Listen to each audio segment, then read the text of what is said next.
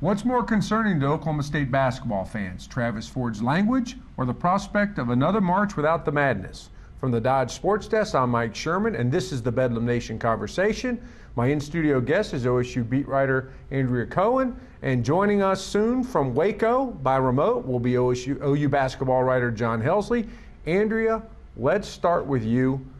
You're just back from Austin, where the Cowboys lost to Texas in a game that really, in some ways, might have marked the end of their hopes for making the NCAA tournament. They're now 3-6 in the league. 9-7 looks distant, if not improbable. What's going on right now with the Cowboys? Last night was just kind of from the very beginning, Texas was just a team really in need of a win. This is a team that was top 5 in the country earlier this year and has just fallen out of the rankings and fallen apart. They really needed a win. They came out and played with it like they needed it. Oklahoma State did not really show up. They had 2 guys show up, and the rest of the team was just kind of not there, and they were just never in it. Marshall Moses had a couple games where he really looked good. You wrote about him. I jinxed him, yes. Well, he might say that, but actually anybody watching closely said just Texas overwhelmed OSU's postgame. They couldn't have, I think you had a stat in there that was just unbelievable that they even had that stat line. What was it again? It was 0. There are 4 post players combined, 0 points, 1 rebound, 11 fouls. I didn't think you could do it. And earlier this season, Anthony Brown played 20 minutes and didn't get a rebound, and afterward Travis Ford said, you have to try to be on the court for 20 minutes and not get a rebound. So that was kind of the situation with all those post guys. Abe Lemon's old line was, you out-rebounded a dead man by 1, he once said to one of his players, kind of what the story was for OSU. But the recent trend for OSU, as you alluded to, is that Byron Eaton plays well, and then one other person does, either maybe Obi Manello or James Anderson. Last night it was James Anderson. That's not producing victories. How many more contributors do they need? And is there a who to that question too? Travis Ford has been saying that we need 5 guys to bring their A game. They don't necessarily need 5 guys. They need at least 3 though, and they need one of them to be a post player. I think is probably the biggest key. If they have really good production, and not even to 18 points, 9 points and 6 rebounds out of their post players, then they can kind of have a little bit more flexibility. They need to get 3 guys playing well, though, and kind of making a difference. And James Anderson was great, and he'd been struggling on offense. He'd been rebounding really well, but he'd been struggling on offense.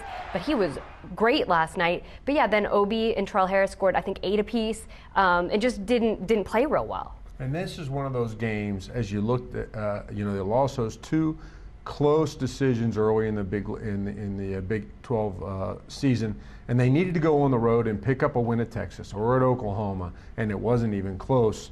Now, Travis Ford was brought in as a new coach to try to reverse the recent trend. They hadn't been to the NCAA tournament in 3 years. Go all the way back to Eddie Sutton, Salim Stoudemire, and up in Chicago in the Sweet 16. That's the last time the Cowboys played an NCAA tournament game. Doesn't look like it's going to happen this year. And then the big news this week was Travis Ford's language. He apologized at least twice for what he said to Obi during the Kansas game on Saturday.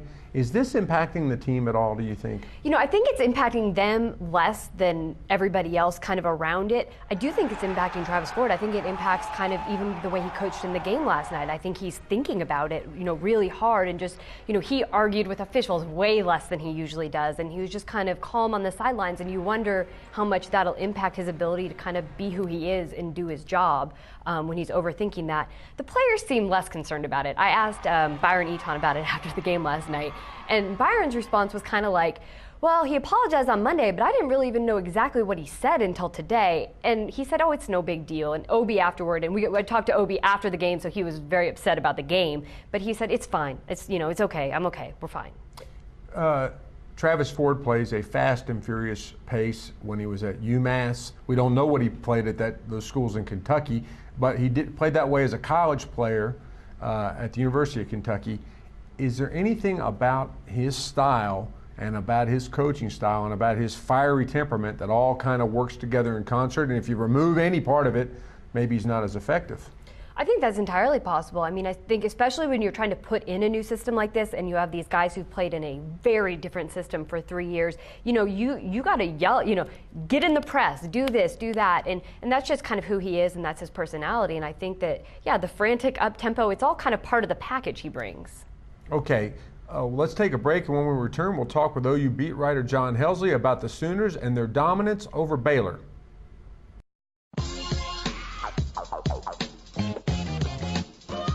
My all-new Dodge Journey took me from a 400-square-foot studio apartment.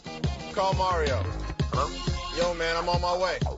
To a new crib downtown. Play memo. Staff meeting, 9:30. Now this house is mine. The higher you go, the sweeter the journey. Introducing the crossover that's ready for anything. The all-new Dodge Journey. If you can dream it, do it. We're back with the Bedlam Nation conversation, sponsored by Dodge, and we're joined by OU beat writer John Helsley, who's in Baylor for the OU game against the Bears. The Sooners' victory streak over Baylor is 29 and counting. That covers 4 decades, 4 Sooner coaches. John, how does something like this even happen? Well, one thing, you have to be significantly better than the other team, which the Sooners have been pretty much during this time. But you have to be a little bit lucky, too, because the odds are a bad bounce here, a bad foul, trouble night there. Something's going to go against you. Somehow the Sooners been able to keep this thing rolling. Last year was a big, both times really, close games. Blake Griffin wasn't even supposed to play or was doubtful to play in one of those games. They withstood, it came from way back. They withstood some Baylor, heroics and kept the streak going. Now, about the time some of these people listen to this video or see this video, that game will be over with. So let's talk about the Sooners and the trend of performance. The last 2 home games, John, against A&M and Colorado, victories, but not rousing victories. Are the Sooners any kind of midseason lull right now? I think they might be, and it's hard to get inside their minds, but they could be also maybe feeling a little of the pressure of, this winning streak that they're on. They've won 16 straight games. They're number 2 in the country, going great. I think at some point you start to feel a little bit of that. And I also think, Mike, that they're getting other teams' best shots. You hear coaches say that a lot. I really think that's part of the case here. The other day against Colorado, they shoot 72% in the first half and still on a lead by 8. John, Juan Patillo has gotten a lot of talk in the 2 or 3 weeks that he's been back playing. He's really given the Sooners a shot in the arm.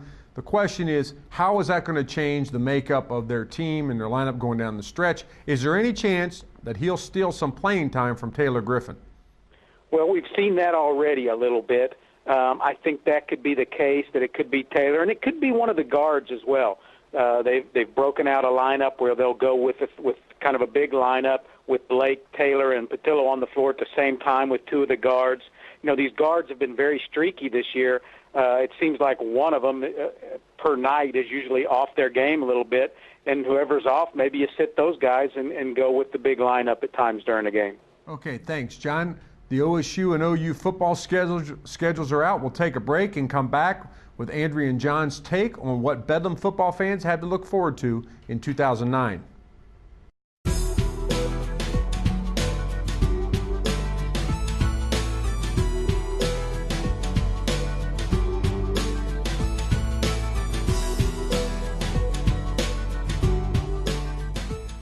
We're back on the Bedlam Nation conversation, sponsored by Dodge. I'm here with OSU beat writer Andrea Cohen, and we're talking live by remote with John Helsley, OU beat writer. Guys, the college football schedules are out for OU and OSU. OSU's was codified and sent out today. So let's talk about what's ahead for Bedlam football fans in 2009. First of all, the best home game. First you, John, what's the best home game for OU on the schedule for next season? Sooner fans are going to have to wait a while because it's the Bedlam game. Yeah, not a great home schedule this year. Some interesting road games at Miami, obviously against Texas and BYU in neutral games, but Bedlam clearly the best home game. Andrea, OSU. OSU is the opposite. I think you're getting it right off the bat. You get Georgia coming to town. It is the premium game, so this year if you have to buy tickets for the whole season, you can actually go to games the whole season, which is a nice bonus. But Georgia coming to town, OSU is going to be in the top preseason, a lot of preseason top 10s, and having a program like that come in is a big deal. Okay, the low light of the schedule, John. I'm going to say Kansas State. I just think that program's headed in the wrong direction. They did not have a good recruiting year this year with Bill Snyder back in charge. It could be ugly. Andrea?